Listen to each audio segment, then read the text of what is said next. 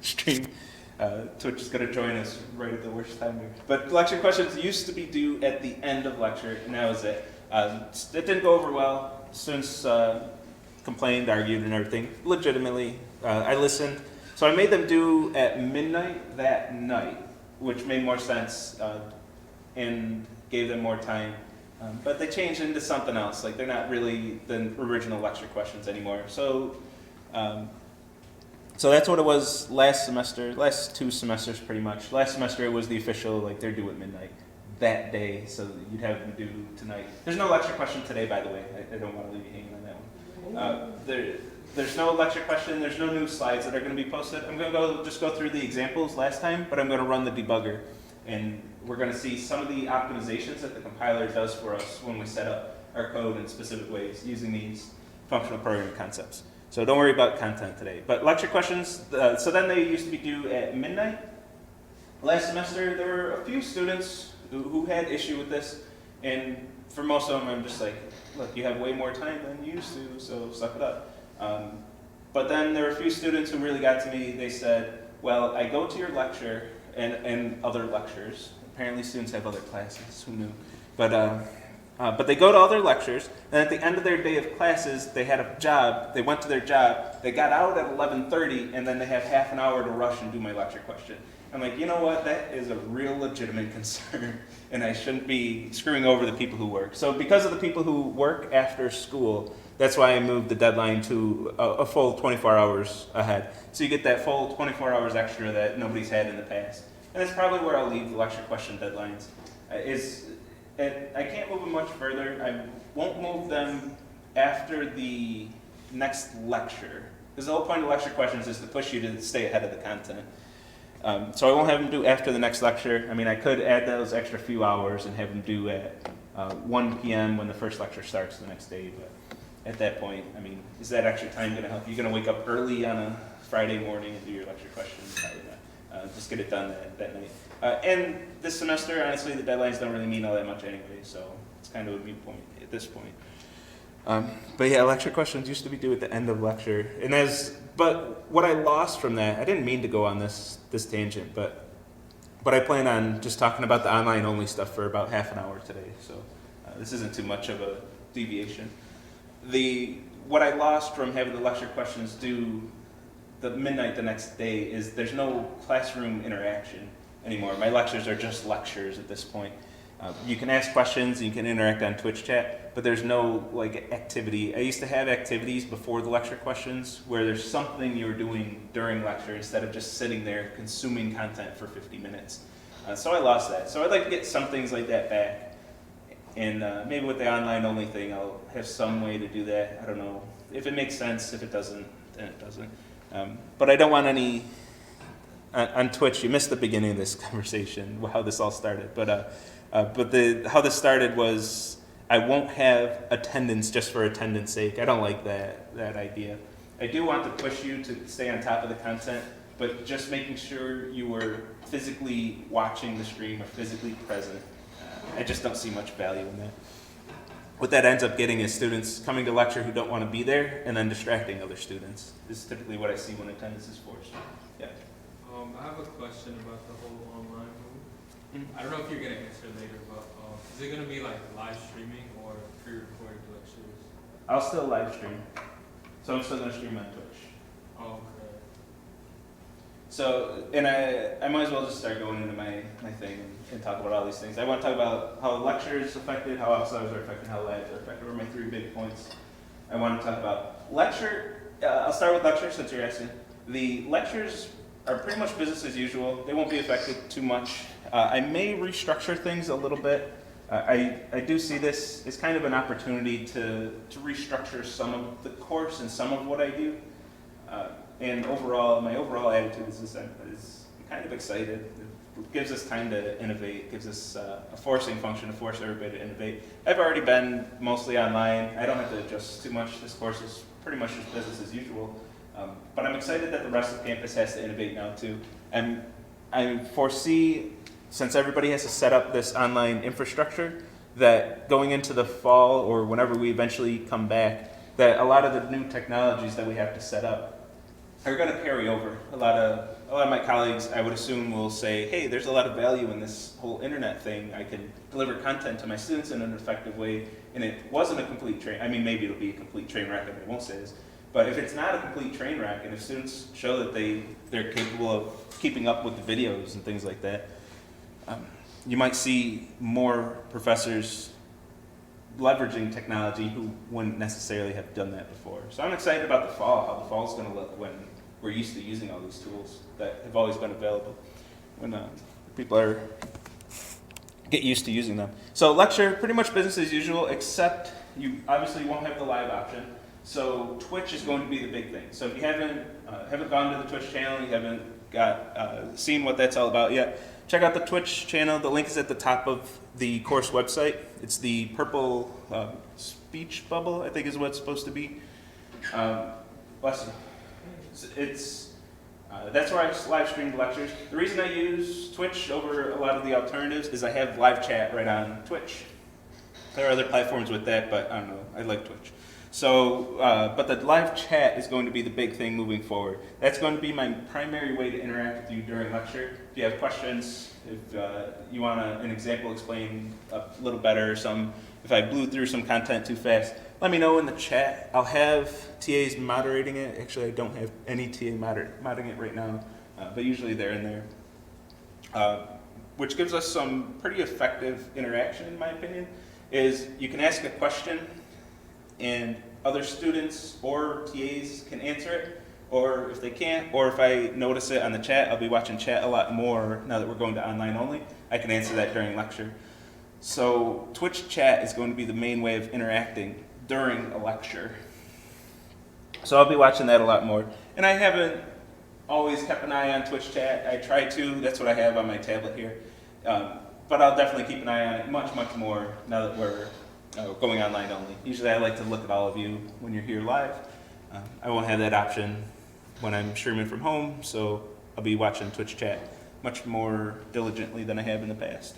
So Twitch chat, that's going to be your main way of interacting during lecture. The lecture times, I might change a little bit if I can get away with it. We're being told to stick to the regular schedule, but I'm a rebel, what can I say? I might change the times.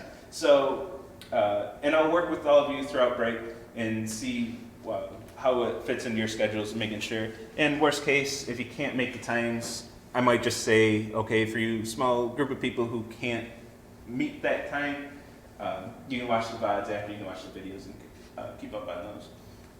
So what I want to do with the lecture timing, so, and the reason for that, we're no longer constricted by the room sizes. I have to have 3 sections of 116 just because we can't fit everybody in one room, and the labs to 25, yeah, I know it doesn't, you don't really feel that when there's so many empty chairs. We could all fit in the 1 p.m. lecture at this point for the people who've actually been showing up regularly. And the labs too. The labs are capped at 25 students. That's all we can fit in a lab room physically. So we have to have labs capped at 25. So moving to online only, we don't have those restrictions anymore. So I'm excited about those opportunities. We can restructure things a little bit more. I feel like there's one more thing I want to talk about, but with lecture before I talk about lab. Lecture, oh, the times. So I might rearrange the times. What I like to do is 1 to 2 deliver my original lecture, whatever lecture content would have been for that day, and then take some more time, like 2 to 4 or even 2 to 5, so I can include this time slot. I might just go take a 4-hour block, Monday, Wednesday, Friday, and give more examples, interact with chat a lot more, and get a more interactive lecture content with the rest of that time. Right now, I have to give the same lecture 3 times with the live format, but with this new format, I feel I can give the lecture once and then use the rest of that time, use the extra time that I would be streaming to have that more, potentially more helpful lecture. And if you can't make the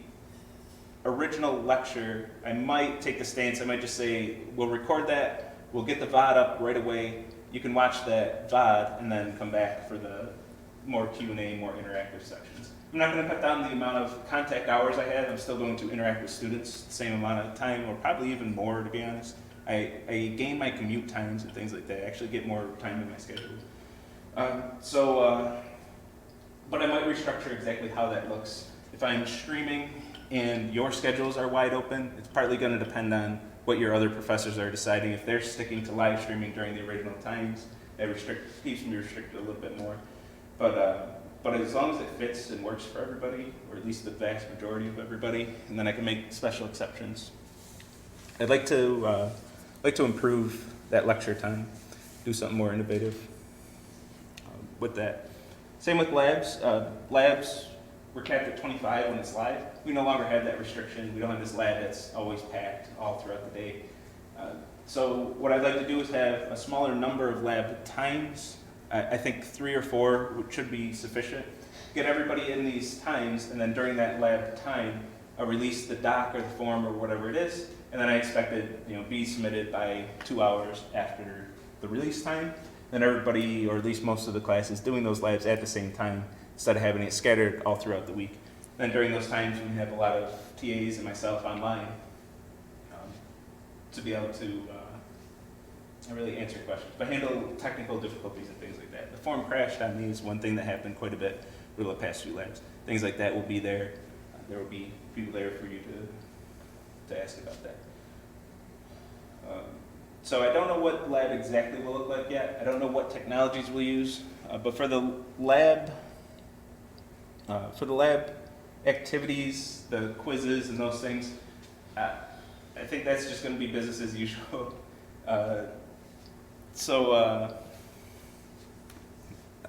When there's something funny in chat and one person live laughing, I always have to wonder, was it you?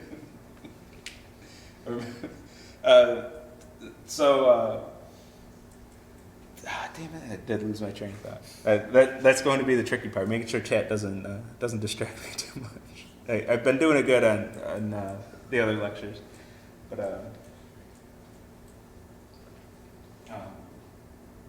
I don't know what exact technologies we'll use. The lab activities and quizzes should be business as usual. I'll just release the form. I'll send the link. I'll have some way to send the link to the class at the appropriate time.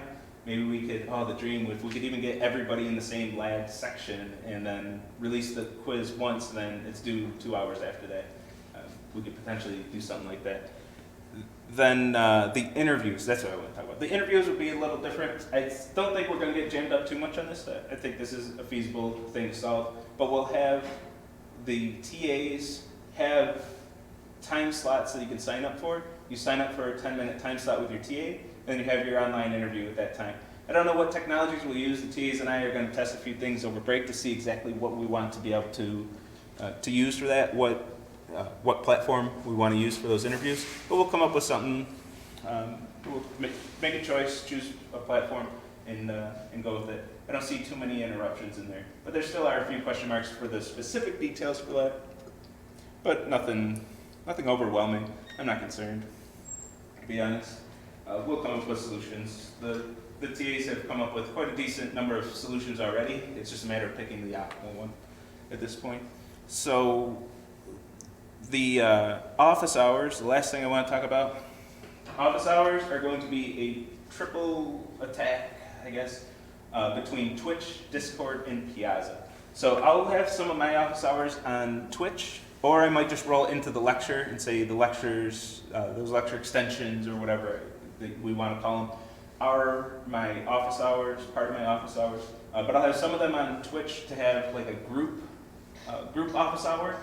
The TAs will do this similar thing on Discord or Twitch. I'm leaving the options up to them on what exact platform they want to use. I won't do office hours on Discord. I might pop in every once in a while, but I'm not going to hang out too much on Discord. But Twitch, and then Piazza is going to be our third one. Piazza, I'll also do office hours on Piazza. Piazza we need if you want to post your code or anything related to your academic record. So anything about grades, anything about your submissions, anything about your Autolab feedback, all of that has to be on Piazza. So the reason for this is we have FERPA regulations, we have federal regulation that says that your student record including course enrollments, grades, and I don't know, other things. They are our protected information. We cannot share that information with anyone else. So of course we can't go on Twitch and start talking about your grades. That makes sense. We can't go on Discord and start blasting your grades. But we also can't do private chat. Like we can't talk about your grades in a Discord DM even, because Discord is not FERPA compliant. So even if it's private between us on the platform, we still can't talk about grades on that platform. Piazza is FERPA compliant, which basically means they just say, we super swear we're not going to share your information. It's nothing too official on that, but that means they'll be held liable, I believe anyway. They'll be held liable if they do have a FERPA violation, not me or not any of my colleagues. So if we're talking about sensitive information like that, it's got to be on Piazza, and it has to be a post that's private to instructors for us to talk about that. So no code and no grade discussions on Twitch and on Discord, since that's protected information. So we do have extra concerns about that. That always applies, but it doesn't really come up too much because you always have the opportunity to come to office hours and share your code.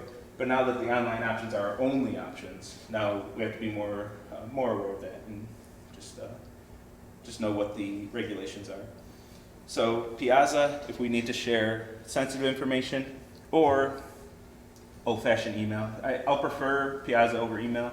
That said, with this change on Piazza and email, I'll have to keep up on both of them a lot more than I have. I've been leaving Piazza mostly to the TAs. And my email, if you sent me an email, you know I'm pretty slow to answer with an email. With this change, I'll make sure I'm watching my email a lot more. I might even have office hours. Oh, that doesn't make sense. I was going to say office hours through email, but that's just saying I'll do my job during this time. It doesn't make sense. Maybe a video call? Maybe, but I have to find the right platform where we can talk about grades over video call. I have to find a FERPA compliant platform. I think Zoom is an option that most people are looking at, and WebEx. So I might do that. Probably not for office hours. I don't know, maybe. Because we have to have some infrastructure in place for the interviews. Which, interestingly enough, the interviews are not part of your academic record. We can actually do those on a non-FERPA compliant platform. But the office hours I would have to do on FERPA compliant if I went that route. I'll think about it. So in summary, any questions before we go into my summary? Yeah. So is it gonna be like TAs are gonna have definite hours, like how it was like before, where Yes. like this TA? Oh, okay. And Yeah. So I'll have a new TA office hour schedule, and it'll say this TA during this time will be on this platform. So I have one more question. So like, will there be something to monitor the TAs? Because like, this thing doesn't come out to you, but this is like something which not I have faced alone, but many of students have too. Like we've been going to TA office hours, but we haven't found there are some TAs, like really good TAs, like those who are always ready to help you out, but some are like we cannot help you out, you have to do it some sort of like that. So like will this sort of thing will monitor if it will turn online? For TA quality, you mean? Yeah, because if, they are online, but they are not online.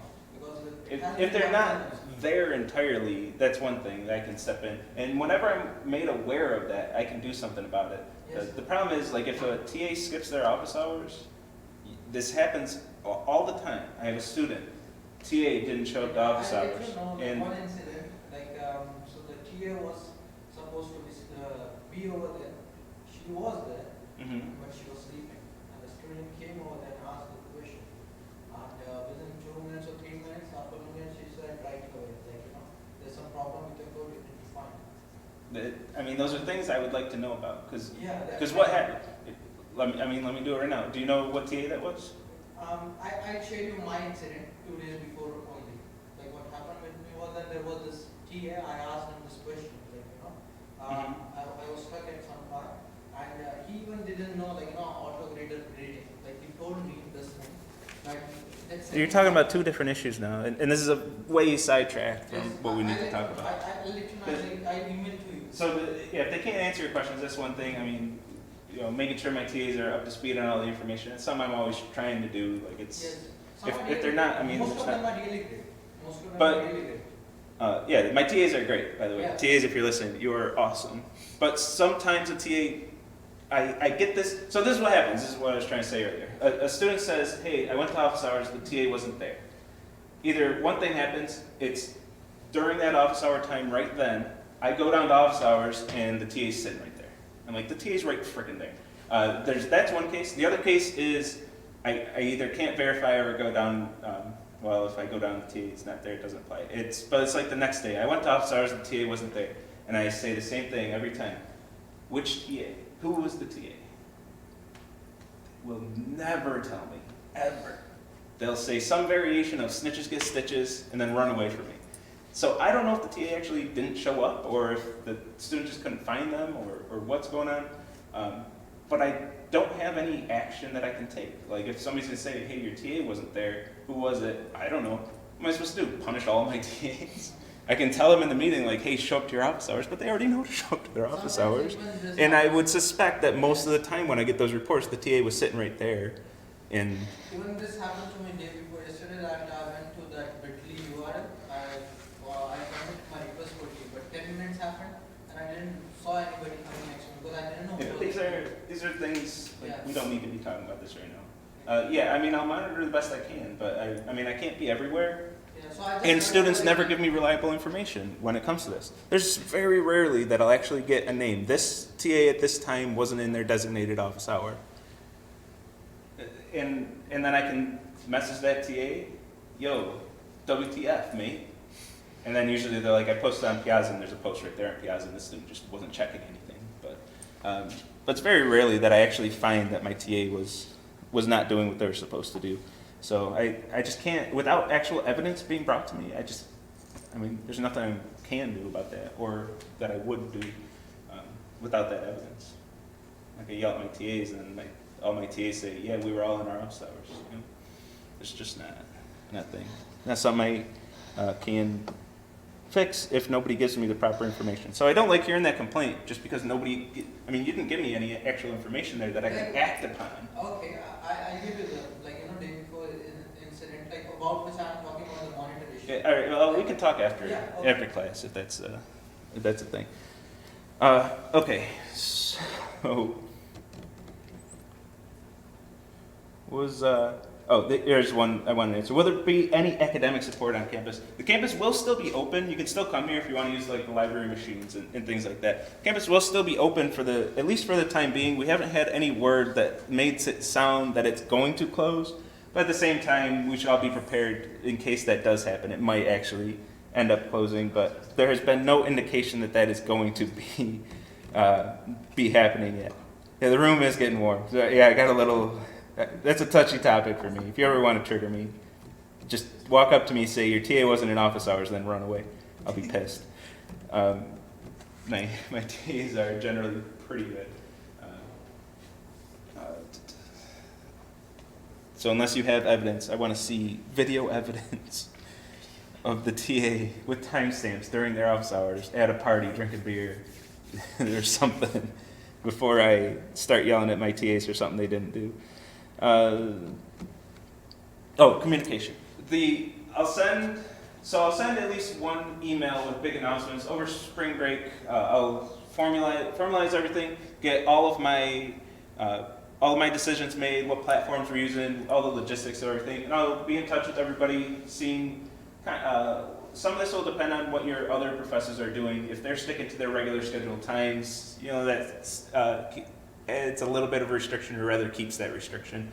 But we'll get through that. When I get a solid plan in place, so sometime next week, I'll send out an email to the whole class with my outline, and part of that email is going to say further communications, further announcements on Piazza. And then Piazza is going to be my main format to push announcements to the class. That's going to be my main form of communication for official communications. If there's some change in the logistics, it's going to be on Piazza. I'll send at least one email just to make sure I get the people who don't check Piazza. Which, it's hard to believe that that there are students who don't check Piazza at all. In a class this hard, I mean, if they're doing fine with the class, it's whatever. But if they're struggling in the class and they're taking one whole aspect of the course and ignoring it, but for those students, I'll send the one email just so they know that Piazza exists.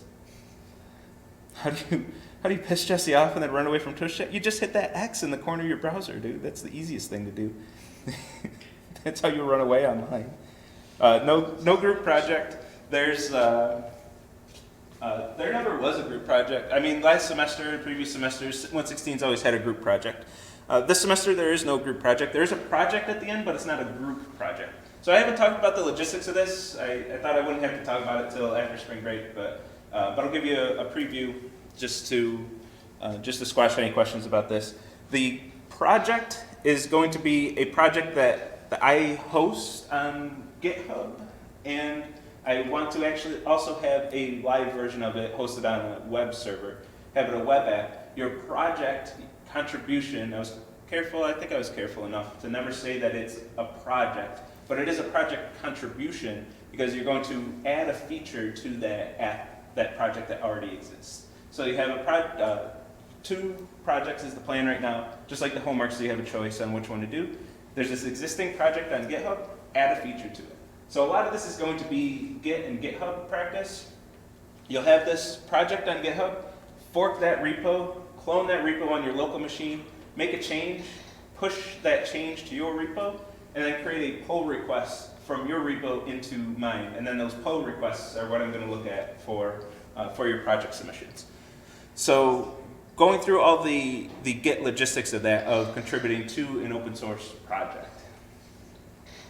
And then I'll see how the logistics work. I have a lot of ideas for this that I want to do. I don't know how much of it's going to come to fruition, but what I want to do is be hosting this on a live site, and then if your feature works and it's a new feature, nobody else that has submitted it or something, that we can add that to the actual deployed project, and you can show off your feature. That feature can exist on that deployed project.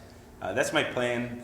That, as stated, doesn't scale to 400 students, so I'm not going to say all of your features are going to be in the finished product. But maybe like the top 5, maybe it'll be a competition or something like that. The best features are going to be added to that live version, something like that. Prodigy, you need to take the bathroom pass if you go.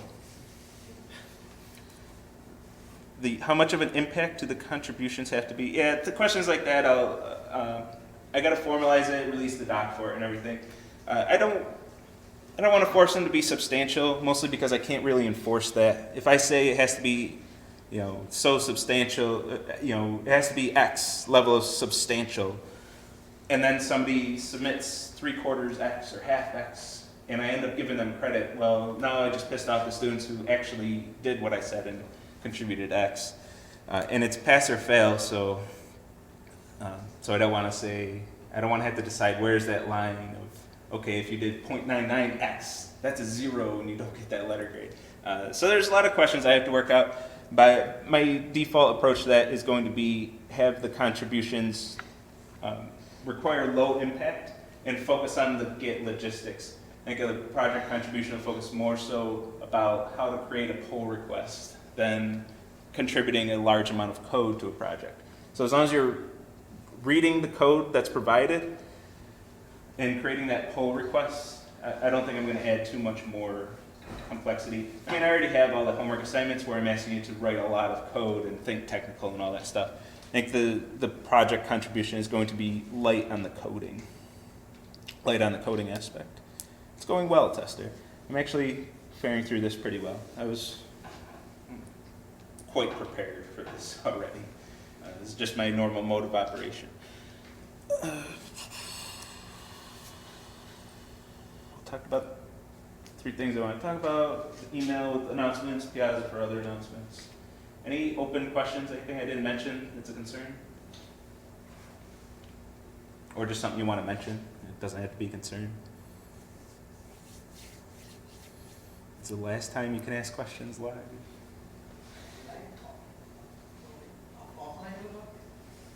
What's I have that? a small request, like for recommendations, like for one test you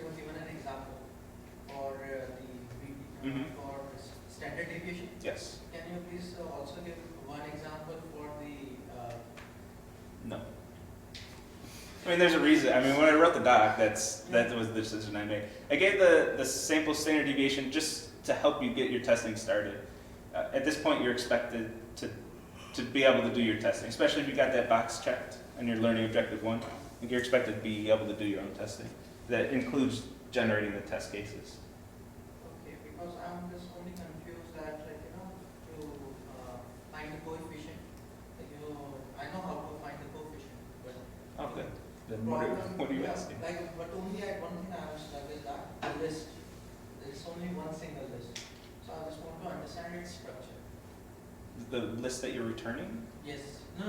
It's for the list that you get. coefficient. For the coefficient. The list is, there is only one list, there's one Yeah. property, there's a second property. There's So I a just list want of to understand properties. This structure. There's a list of the list of the properties you're Yes, asking? so I just want to see. That's a how list that of is. that's a list of functions. I give you an example of that. I give you an example of that. Yeah. Go on it's app really dot like, recommendations. I'm hopefully expecting it to be a 2D list with the parameter x and y. Did you look at the recommendations Yes. object? Yes. Because that is your example. That's why I provided that code. Just give me one example of the list. I'm going to be done with the whole. Are you sure it's not in the code already? We can talk after the Yes. lecture though. But I think that's in the code. I'm pretty sure I provided that for you. App.recommendations, did you look at that object? You saw the call to top K correlations? And that didn't answer your question? Yes. I just want the example of the list. That is, and after that, my whole project will get. I just want to go. And that list is that I gave as an example is not meeting your conditions. Why? That's what I'm asking. No, okay. You're asking for one example, but I gave you one example. I mean, I can give another example. I just want to know why that example is not sufficient. So I know how to give you an example that will be sufficient. For top K, not for top K, like there's one standard deviation, then there's coefficient. So I just want an example of coefficients input list. It's the same list as top K coefficients. Okay, I see. Yeah, maybe I'm misunderstanding your question, but we can talk after.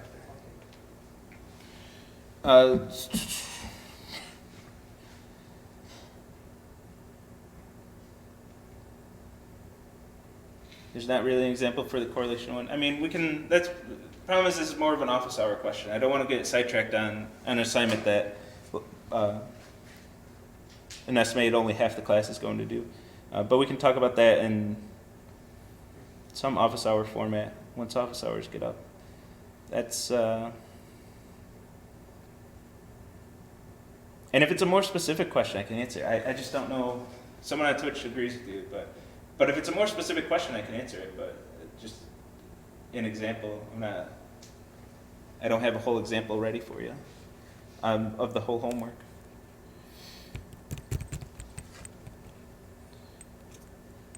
What does it take the list or list of lists? So example, all right, I can piece this together. Correlation takes a list and two functions. And you can use that list to create your two lists that you're going to use to compute standard deviation and correlation off of.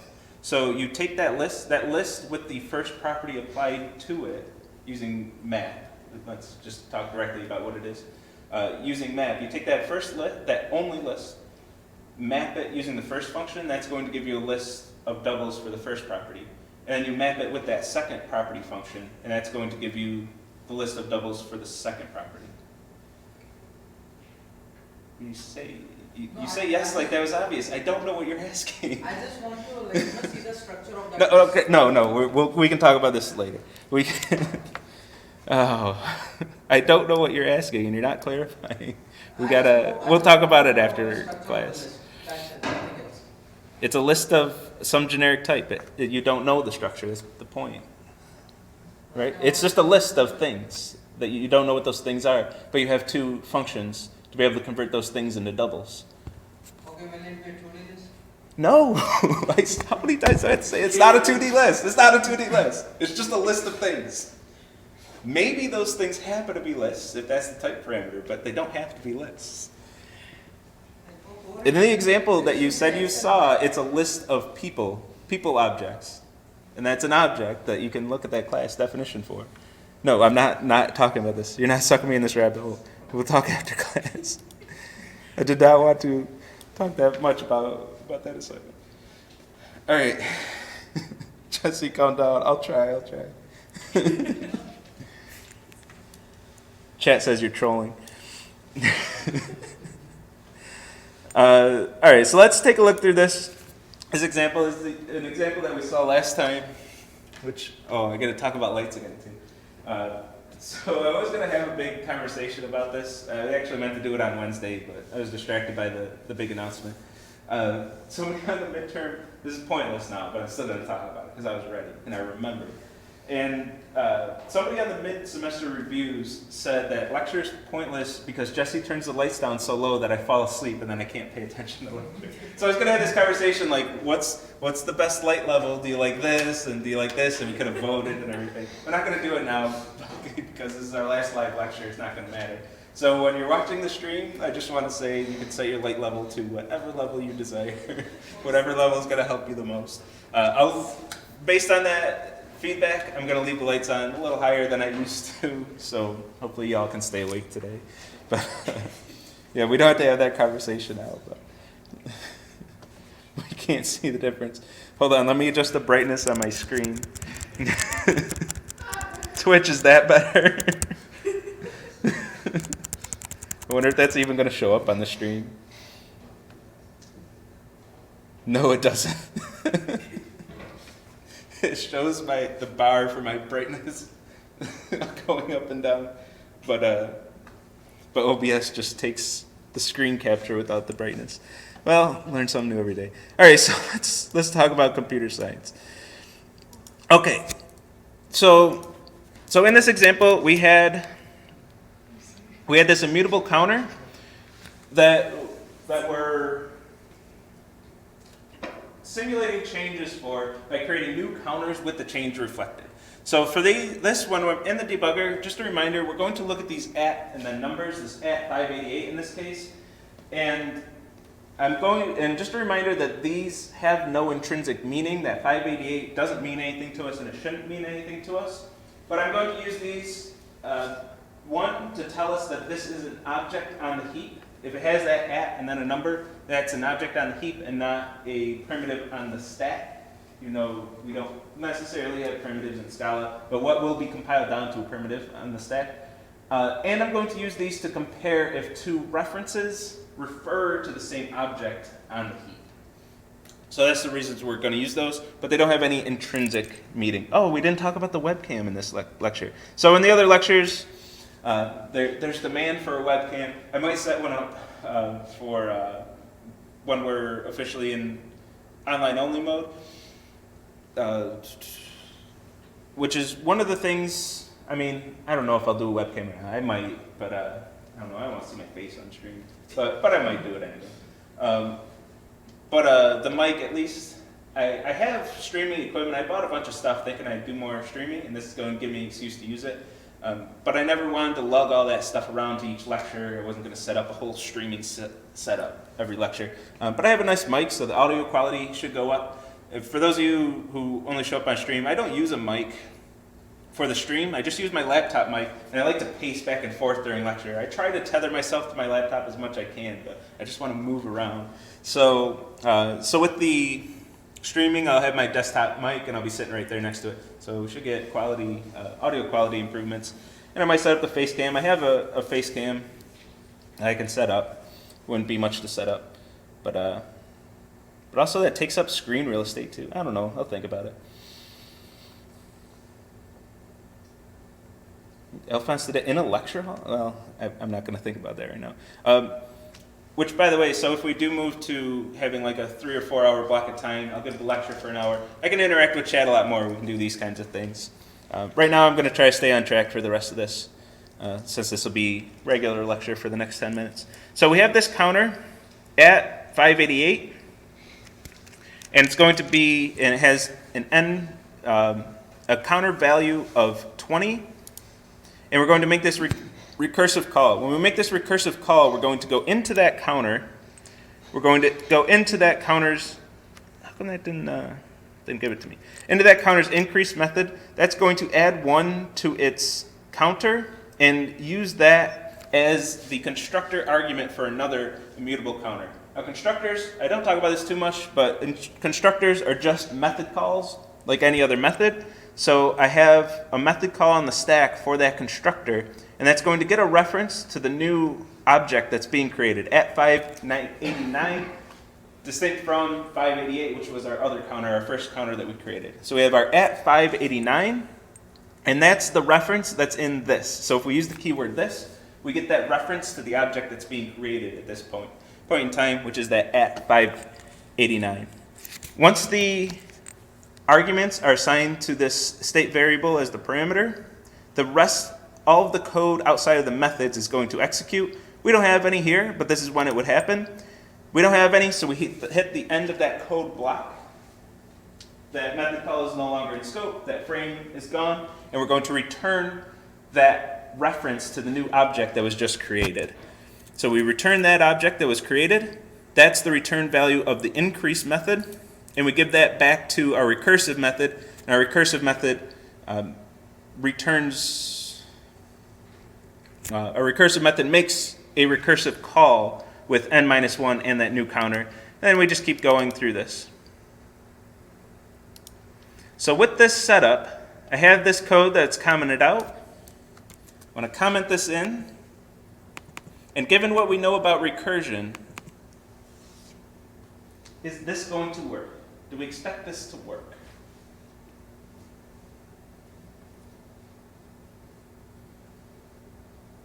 I'm still coming to this room and watching. Yeah, I can't stop you. The campus won't be, I did talk about that in this lecture, I believe, in all three of them. The campus won't be closed. There's no indication that that's going to happen yet. So yeah, you can show up. I won't be here. I'll be at my house. Possibly in my office. But. So do we expect this to work? Let's see.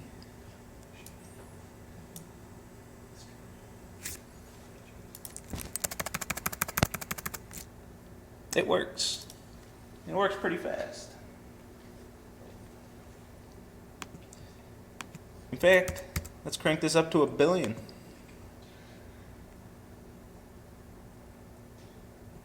I deleted my other print statements, didn't I? Oh well. So with 1 billion, this takes a little while to compute, but not prohibitively so. It still computes. We still get that counter of 1 billion. But why does this work? By everything we know about recursion, this shouldn't, recursion and immutability, this shouldn't really work. So what we're doing is what we would expect to be happening is putting 1 billion frames on the stack, which is certainly going to exceed my stack space. And we're creating 1 billion immutable counters on the heap. An immutable counter has an int in it. And int is a 32-bit value. So we have at least 4 gigs of memory that we're storing on the heap as we're creating all these things. And we can crank that up to a few more just to make sure it's more than my RAM sticks can handle. But we would expect to be blowing up our stack and our heap doing this. So let's step through this again. Let me go right to the base case, actually. Let's look at this again and see what's happening when we get to this. When we get to this base case, what's happening with these recursive calls that's not blowing up our stack? So if we look, when we got to our base case, we actually only have 2 frames on the stack, the main frame and 1 frame for update counter. So this is a very specific situation. This is a specific situation where the compiler can optimize our code if we have it set up in a specific way. So here we have specifically what's called tail recursion. This is what happens when the recursive call is the last thing that happens in our recursive method. So once we make this recursive call, when we get to the recursive call, we're going to evaluate the 2 expressions for the arguments, and then the last thing to do is make the recursive call. So when this recursive call comes back, we have this stack frame that's waiting for that return value to come back, and then all this frame is going to do is return that return value. There's no more work to be done for this frame. Whenever we see this setup, whenever the compiler sees this setup, we can say, ooh, that looks like tail recursion. So instead of keeping all these frames on the stack that are just going to return the return value that they get, let's just cut out the middleman and collapse all those frames. So now this frame is going to be destroyed when it gets that recursive call, and then we're going to add a frame on the stack for the recursive call without maintaining that frame that's just waiting for that recursive call to come back. This is what we call tail recursion, and you can see this symbol. If we have tail recursion, we can see the symbol, and we can actually add, I don't really want to talk about it too much, but we can add a type annotation to tell Scala that we intend for this to be tail recursive. Then if we're not tail recursive, we'll get an error if we have that annotation. So if you see those annotations in some documentation, that's what's going on. So what if we didn't have tail recursion? What if I do just minimal computation after the recursive call? So here I'm not actually doing anything, but the compiler's not going to, it's not going to override us. It's going to say, you want to do something after the recursive call? We're not tail recursive anymore. I'm not going to optimize for you. Now this symbol changed to the recursion symbol without tail recursion. And if we run this, let's rerun our debugger. We're going to get all those frames on the stack. Are you even calling the increase or decrease functions? Hell yeah, I am, right here. So now we do see all those frames on the stack. And now if we crank this up, not that one. I tried 1,000 and it got me in trouble. Let's try 2,000. Let's see if 2,000 gets me in trouble. It might. It might. Yep, it did get me in trouble. So 2,000 worked. I wanted that one to crash, but even with 2,000, so I missed my punchline. I get to do it right now. Even at 2,000, we can still fit 2,000 frames on this stack. That's still a small number to a computer. So if you're worried about your recursion blowing up the stack and getting a stack overflow error, you can push that pretty far. The computer can handle a decent amount of that. If we go to 5,000, broke it in the other lecture. I'm going to not run this in the debugger. I'm just going to run it normal. So at the very least, this billion is going to overflow my stack. And we get our stack overflow error at that point. But we get a lot of frames on the stack before we get there. The other question is the heap. How can we do this to our heap and have it work? Oh my goodness, it's 4:48 already. How can we do this to our heap? I did this in the other two lectures. I don't want to leave you out. How can we do this to our poor heap? So if we do run this a whole bunch of times, we expect to see a process named Java climb up my memory usage once we're running all the, oh shoot, I still have, I panicked for a second there. Why isn't it working? It's because I stack overflowed. Let's go back to tail recursion, and we should see a process named Java climb up the stack, but it's not going to take up as much memory as you would think at first it would take up. It's not going to obliterate my entire heap, but we can see it here taking up 1.32 gigabytes. It's not going to take up all of the memory from all of those calls because the garbage collector is going to come in and help us out here. It's going to see all of these immutable counters that we no longer have any reference to. It's going to delete them all. It's going to clean them up and free up that storage. We're going to put a whole bunch more counters on the heap. Garbage collector is going to come around, clean it up, and then that process will repeat over and over. So I'm not taking up all of my RAM for my machine. I'm only taking up, well, it already finished processing. But it's only going to take up like 1.32 gigs, which must be some magic number. I don't know all the internals, but some magic number where the garbage collector is kicking in and saying, whoa, let's clean up all this stuff because there's way too much stuff on your heap. But we can take up quite a bit of RAM.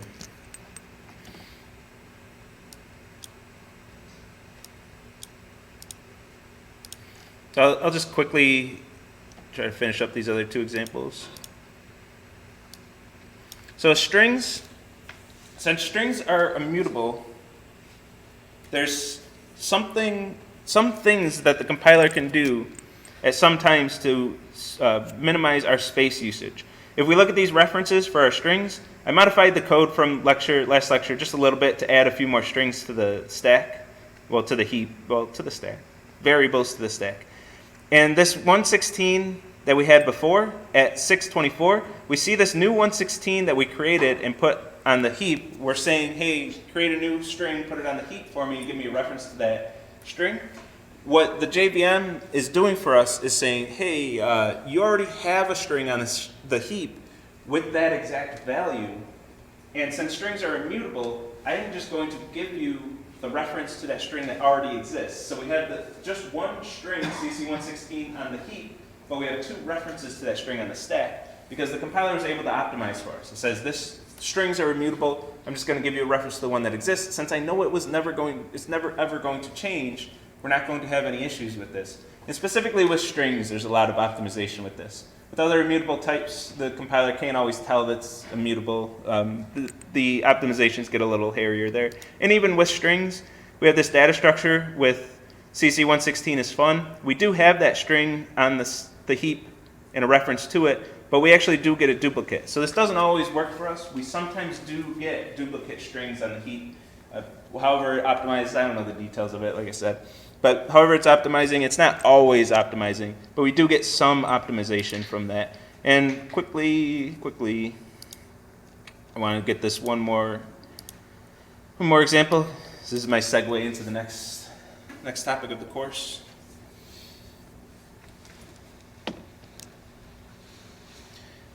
So we have this recursive call, which is finding all the primes. And I hit my base case. I'm going to return my base case. For some reason, this click always takes a little while. And I have this n-1 primes, which is just the prime number 2.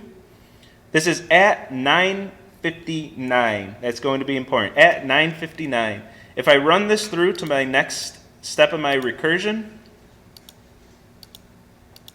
and I added this line to get the next value in the list. What this does, this tail, or not the next value of the list, this tail of a list is going to give me all of the elements except the first element in the list. So if we look at this tail that stores just the value 2, we're going to know something pretty freaking awesome, right? At 959. That actually is exactly that list that we created in the base case. So if you notice, there's some pretty subtle, but in the list example, I was very careful to never say that those lists were going to be garbage collected, because they are not garbage collected. This is an efficiency that Scala can do because lists are immutable. Instead of, when we prepend to a list, instead of copying the entire list and all of its elements and creating a brand new list, what it actually does is takes that first element, creates a new list with that first element, and then has that list point to the list that we appended to. So we actually don't have to copy those old lists, and they don't get garbage collection. This is actually very memory efficient when we use prepend for a list. Since that list is immutable, it knows that it can reuse that list over and over and not have to copy any elements. Since it's immutable, it's not going to change. So there's no harm in returning something that reuses that list. And how that works is the next topic of the course when we start talking about data structures, talk about linked lists, trees, and graphs. So with that, I guess that's the last live lecture. Rip Cook 121, what is this room? Whatever this room is. Won't be here anymore.